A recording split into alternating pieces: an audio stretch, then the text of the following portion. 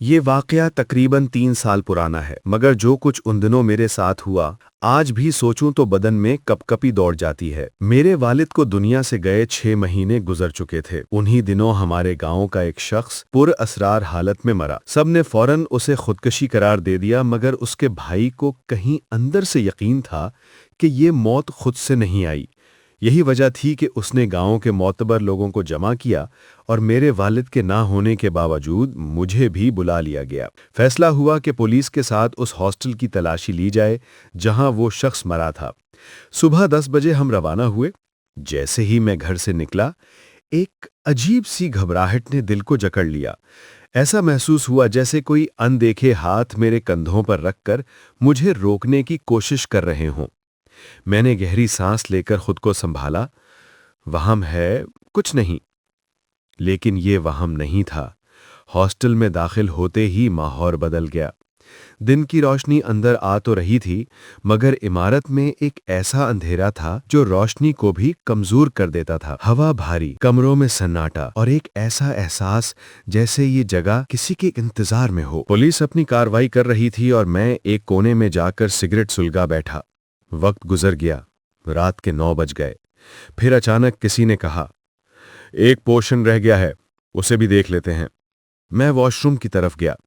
پورا فلور ویران، دیواروں پر نمی، ہوا میں باسی پن اور اتنی خاموشی کہ لگتا تھا کہ جیسے آوازیں بھی یہاں آنے سے ڈرتی ہوں۔ واپس آتے ہوئے ایک کمرے کا دروازہ نیم کھلا تھا اور وہاں سے ایک نہایت میٹھی مگر حد سے زیادہ غیر معمولی خوشبو آ رہی تھی۔ ایسی خوشبو جو دل کو کھینچے مگر دماغ کو ڈرائے۔ میں چند قدم آگے بڑھا ہی تھا کہ نیچے سے آواز آئی، چلو کام پورا ہو گیا۔ جیسے ہی میں پیچھے مڑا، دل رک سا گیا۔ یوں محسوس ہوا جیسے کوئی میرے بالکل پیچھے کھڑا ہو۔ نہ آواز، نہ سایہ، صرف سانسوں جیسی موجودگی۔ میری ٹانگیں جواب دے چکی تھیں۔ میں نے مڑ کے دیکھنے کی ہمت بھی نہیں کی، سیدھا بھاگ کر گاڑی میں جا بیٹھا۔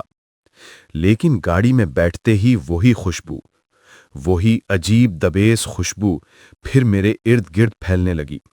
میں نے خود کو سمجھایا بس تھکن ہے، مگر پھر میں نے غلطی سے بیک ویو مرر میں دیکھا اور اس ایک لمحے نے میری پوری دنیا بدل دی۔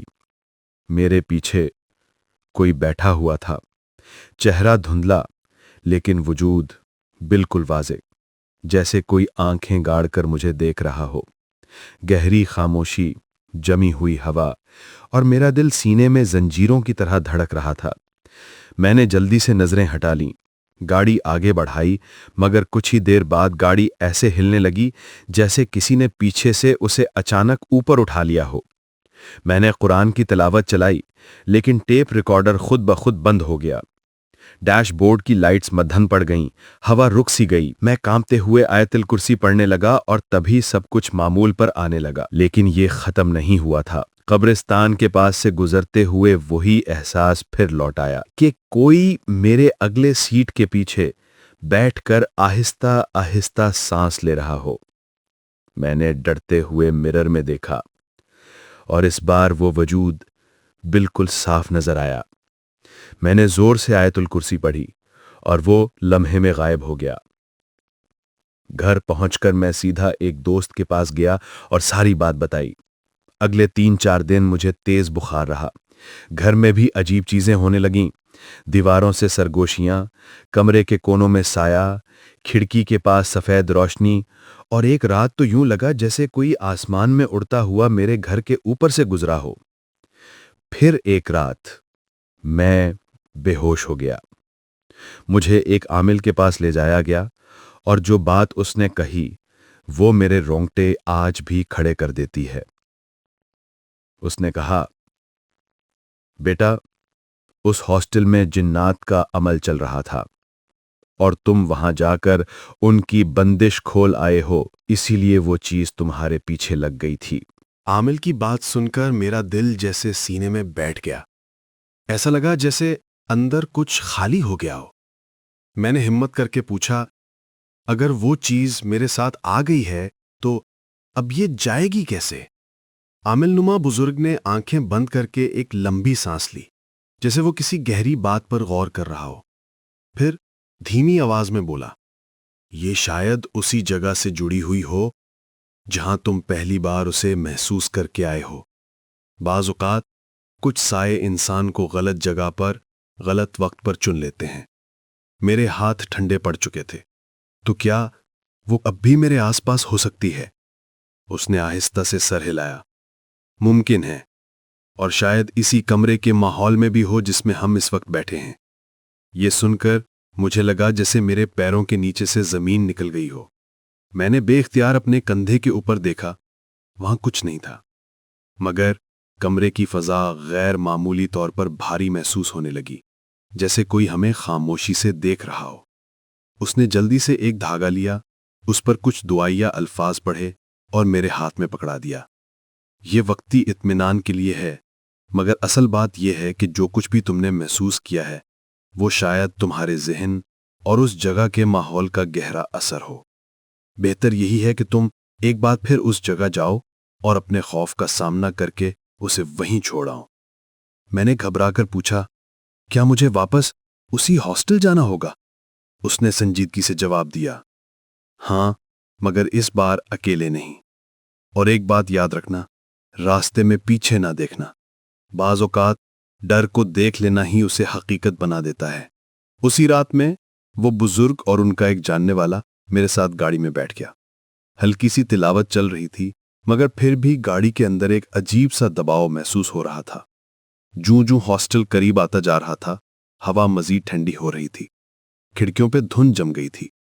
بزرگ نے دھیمی مگر واضح آواز میں کہا، کچھ بھی محسوس ہو، نظریں سیدھی رکھنا۔ جہاں خوف کو دیکھ لیا جائے وہ وہیں طاقت پکڑ لیتا ہے۔ ہاسٹل کے گیٹ پر پہنچتے ہی مجھے یوں لگا جیسے پورے جسم میں سنسنی دوڑ گئی ہو۔ وہی خوشبو، وہی خاموشی اور وہی دباؤ جو پہلے دن محسوس ہوا تھا۔ انہوں نے مجھے درمیان میں کھڑا کیا اور خود چند قدم آگے جا کر کچھ دعائیہ کلمات پڑھنے لگے۔ اچانک دیواروں پر سائے یوں ہلنے لگے جیسے روشنی کسی اندیکھے ہاتھ سے ہلا دی گئی ہو۔ زمین کے اندر سے گونجتی ہوئی آوازیں سی محسوس ہونے لگیں۔ پھر ایک لمحے کے لیے سب کچھ بالکل رک گیا۔ اگلے ہی لمحے میرے سامنے دھند سی حرکت کرنے لگی۔ ایک لمبا سا سایہ، بغیر واضح چہرے کے، مگر اس کی موجودگی اتنی گہری تھی کہ نظریں ہٹانا مشکل ہو گیا۔ وہ آہستہ آہستہ میری طرف بڑھا۔ بزرگ نے زور سے کہا، ساکن رہو، بس ساکن رہو۔ اگلے ہی لمحے ایک زوردار جھٹکا لگا جیسے پوری عمارت نے سانس روک لی۔ روشنی ایک لمحے کو مکمل بند ہوئی اور پھر سب کچھ خاموش۔ اتنی خاموشی کہ مجھے اپنی دل کی دھڑکن صاف سنائی دینے لگی۔ بزرگ نے دھیرے سے کہا، اب یہاں کی فضا قدرے ہلکی ہو چکی ہے۔ میں نے انجانے میں پیچھے دیکھا۔ درخت، گاڑی، ہوا، سب معمول پر تھے۔ وہ سایہ غائب ہو چکا تھا۔ واپسی پر وہ بزرگ جاتے جاتے میرے قریب آ کر بولے، اگر کبھی دوبارہ وہی خوشبو، وہی دباؤ یا وہی احساس لوٹ آئے تو اسے نظر انداز مت کرنا۔ ڈر ہمیشہ واپس آ سکتا ہے، خاص طور پر ان لوگوں کے لیے جو ایک بار اسے بہت قریب سے دیکھ چکے ہوں۔ اور اس رات کے بعد میں نے کئی بار وہ خوشبو دوبارہ محسوس کی۔